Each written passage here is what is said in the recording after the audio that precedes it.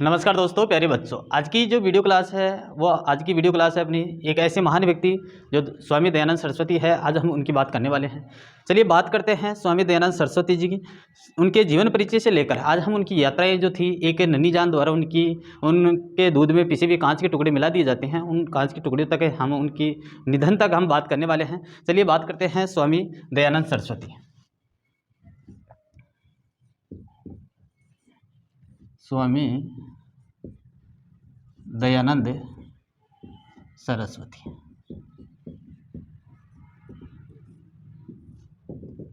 स्वामी दयानंद सरस्वती की आज हम बात करने वाले हैं। चलिए देखते हैं स्वामी दयानंद सरस्वती के जन्म परिचय की। तो जन्म की बात करें तो स्वामी दयानंद सरस्वती का जन्म हुआ था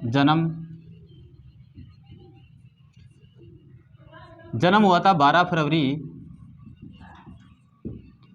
फरवरी 1824 को। 12 फरवरी 1824 को इनका जन्म होता है। कहाँ पर होता है? टंकारा। और टंकारा कहाँ पर है? तो टंकारा है गुजरात में। कहाँ पर है? गुजरात में। टंकारा कहाँ पर है? गुजरात में। और इसी गुजरात टंकारा की बात करें तो यहाँ पर एक गांव था। गांव कौन सा था? मोरजी। गांव कौन सा था? मोरजी। मोरजी गांव में इनका क्या होता है? जन्म होता है।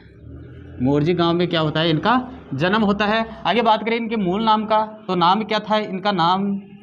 मूल नाम क्या था? तो मूल शंकर। मूल नाम क्या था? मूल शंकर। इनके पिता की बात करें, पिता थे अंबा शंकर।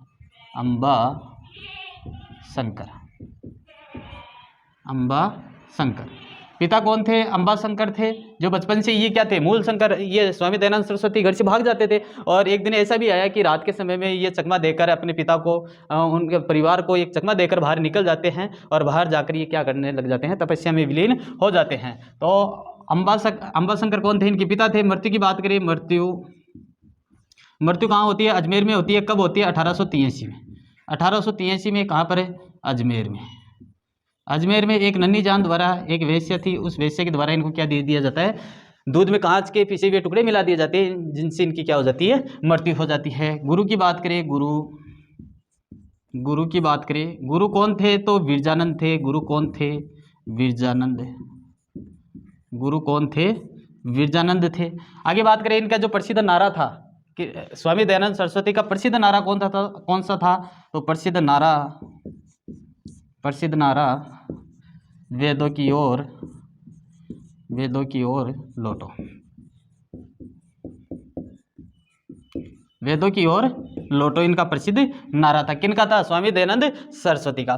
बात करें कि आर्य समाज की स्थापना, आर्य समाज के संस्थापक कौन थे? तो स्वामी दयानंद सरस्वती थे।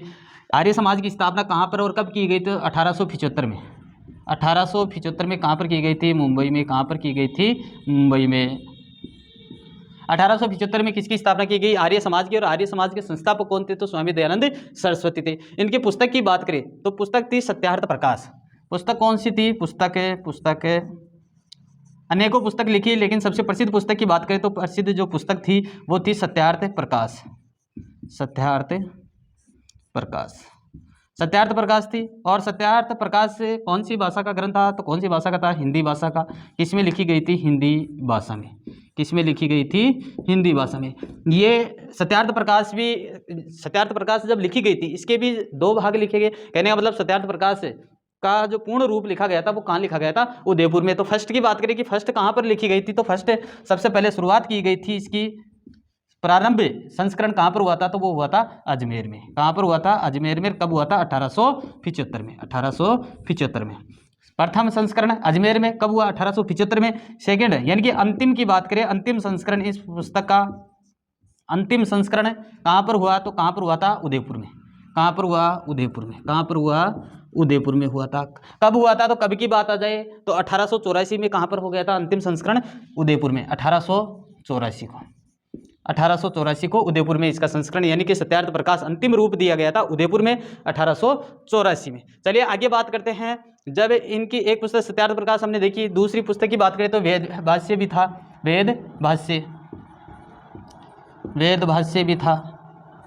वेद भाष्य भी किसकी पुस्तक है? यही स्वामी दयानंद सरस्वती की है। पाखंड की बात करें, पाखंडन खंडन की भी बात करें तो ये भी किसकी थी? पाखंड खंडन, ये पुस्तक भी किसकी थी? तो किसकी थी? ये पुस्तक भी थी स्वामी दयानंद सरस्वती की।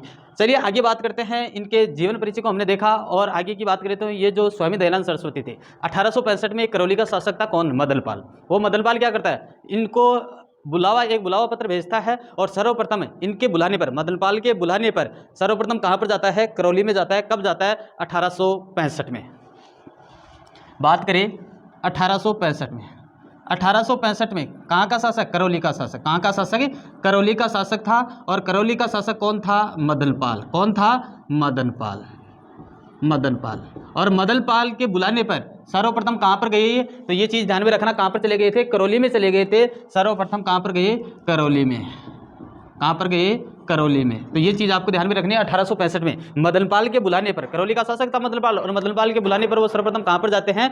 करौली में जाते हैं। और दूसरी बात की बात करें, दूसरी बार ये स्वामी दयानंद सरस्वती दूसरी बार जाते हैं 1881 में। 1881 में कहाँ से? राजस्थान के भरतपुर में पधारे। 1881 में, 1881 में कहाँ पर जाते हैं? ये राजस्थान के कहाँ पर? भरतपुर में। कहाँ पर जाते हैं? भरतपुर में जाते हैं। कौन जाते हैं? यही जाते हैं। कौन? स्वामी दयानंद सरस्वती। कहाँ पर पधारे? दूसरी बार। तो ये चीज़ आपको ध्यान में रखनी है। दूसरी बार, पहली बार तो कहाँ पर? सर्वप्रथम तो कहाँ पर? करौली में। और दूसरी बार कहाँ पर जाते हैं? भरतपुर में। जन माटी में जन्म्या राणा प्रताप तेरा शेर, जन माटी में रंगी लो रेती लो जैसलमेर रे, आ धरती पन्ना दाए हाडी रानी अनवीरा रे। अरे यही तो है अपना राजस्थान। और हिबड़ासू प्यारो लागे मैंने मारो राजस्थान रहे। तो राजस्थान के भरतपुर जिले में ये दूसरी बार जाते हैं। कौन जाते हैं? स्वामी दयानंद सरस्वती। कब जाते हैं? 1881 में। फर्स्ट कहाँ गए? 1865 में करौली में चले गए। किसके बुलाने पर? मदनपाल के बुलाने पर। दूसरी बार 1881 में ये कहाँ पर जाते हैं? राजस्थान के भरतपुर जिले में चले जाते हैं। और जब भरतपुर से ये क्या करते हैं? भरतपुर से कहाँ चले जाते हैं? भरतपुर से रवाना होते हैं और रवाना होकर चित्तौड़ में चले जाते हैं। जब चित्तौड़ में चले गए तो जहाँ पर वहाँ की बात करें तो वीर विनोद के लेखक थे श्यामल दास। उन श्यामल दास ने इनका क्या किया? स्वागत किया। कहाँ से गए? भरतपुर से कहाँ पर गए? वो चित्तौड़ दुर्ग में। भरतपुर से कहाँ गए? चित्तौड़ गए। और चित्तौड़ गए। और चित्तौड़ में कौन मिले? वीर विनोद के लेखक कौन है? वीर विनोद के लेखक कौन है? वीर विनोद के लेखक है श्यामल दास। और श्यामल दास ने इनका स्वागत किया चित्तौड़ में। स्वागत किया तो ध्यान में रखना, स्वागत किसने किया? श्यामल दास ने किया। कहाँ पर किया? चित्तौड़ में किया। कहाँ से गए? भरतपुर से चित्तौड़ में वीर विनोद के लेखक कौन थे? श्यामल दास। और श्यामल दास ने इनका भरपूर ये कहे कि एक हार्दिक स्वागत अभिनंदन किया इनका जोर से। आगे हम बात करें, जब ये चित्तौड़ में गए और चित्तौड़ में जाने के बाद एक मेवाड़ के शासक थे। मेवाड़ के शासक कौन थे? सज्जन सिंह ने इनको निमंत्रण भेजा, बुलाया। और बुलावा पत्र जैसे ही भेजा किसको? स्वामी दयानंद सरस्वती को। स्वामी दयानंद सरस्वती सज्जन सिंह के बुलाने पर कहाँ पर आते हैं? उदयपुर आते हैं। वेरी इंपॉर्टेंट क्वेश्चन है। किसके बुलाने पर? सज्जन सिंह के बुलाने पर। कहाँ से आए? चित्तौड़ से आए। कहाँ पर आए? उदयपुर में आए। कहाँ के शासक ने बुलाया था? मेवाड़ के शासक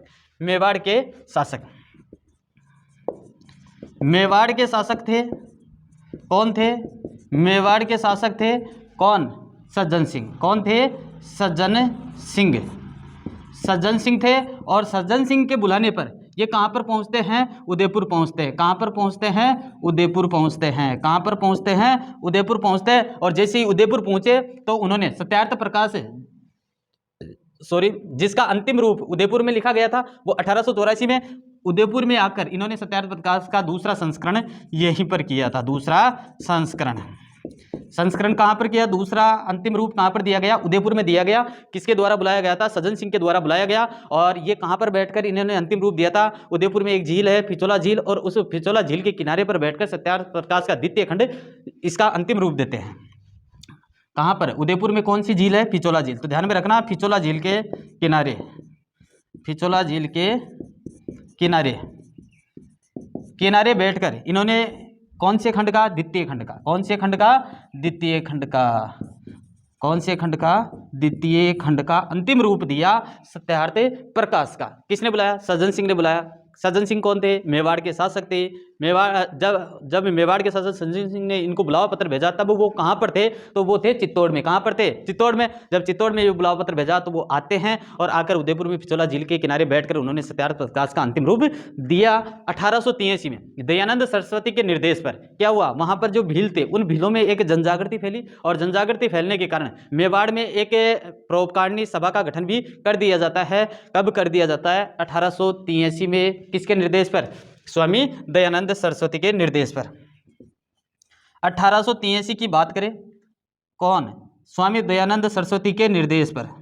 किसके निर्देश पर? स्वामी दयानंद सरस्वती के निर्देश पर भीलों में क्या हुई? जन जागृति। भीलों में जन जागृति।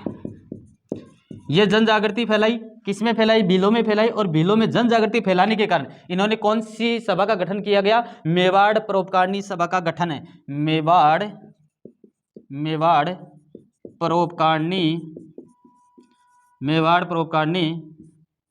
सभा का गठन कहाँ पर किया गया? यहीं पर किया गया। और जैसे जन जागृति फैली, परोपकारिणी सभा बनाई गई और उसका अध्यक्ष किसको बनाया गया? इसका अध्यक्ष किसको बनाया गया? किसका? मेवाड़ परोपकारिणी सभा का। तो ये ध्यान में रखना, किसको बनाया गया था? महाराजा सज्जन सिंह को बनाया गया था। महाराजा सज्जन सिंह को बनाया गया था।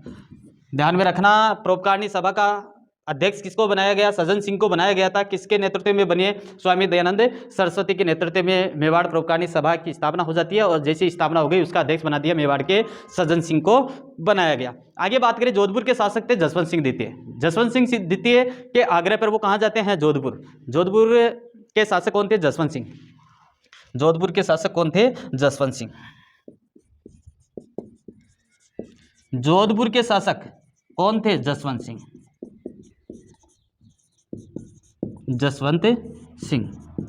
जोधपुर के शासक कौन थे? जसवंत सिंह। और जसवंत सिंह के बुलाने पर वो कहाँ पर आए? जसवंत सिंह जैसे इनको बुलावा पत्र भेजते हैं, जसवंत सिंह के कहने पर ये चले आते हैं जोधपुर। कहाँ पर चले आते हैं? जोधपुर। और जोधपुर में आकर इन्होंने अपना एक ये कहे कि उपदेश देना शुरू कर देते हैं। कौन? स्वामी दयानंद सरस्वती जी। और जैसे ही ये अपना उपदेश, रोज ये उपदेश देते थे और यहाँ जसवंत सिंह वहाँ उनकी सभा में आकर बैठते थे। तो ये वहाँ की बात करें तो जोधपुर में इस महाराजा जसवंत सिंह के एक ये कहे कि जसवंत सिंह के पास में एक वैश्या जाति थी और वैश्या कौन थी? नन्ही जान थी। वैश्या कौन थी? नन्ही जान थी। जोधपुर में कौन थी? वैश्या। और वैश्या का क्या नाम था? नन्ही जान। कौन था? नन्ही जान। और ये नन्ही जान स्वामी दयानंद सरस्वती के मृत्यु का कारण बनती है। कैसे बनती है? नन्ही जान ने क्या किया वहाँ पर?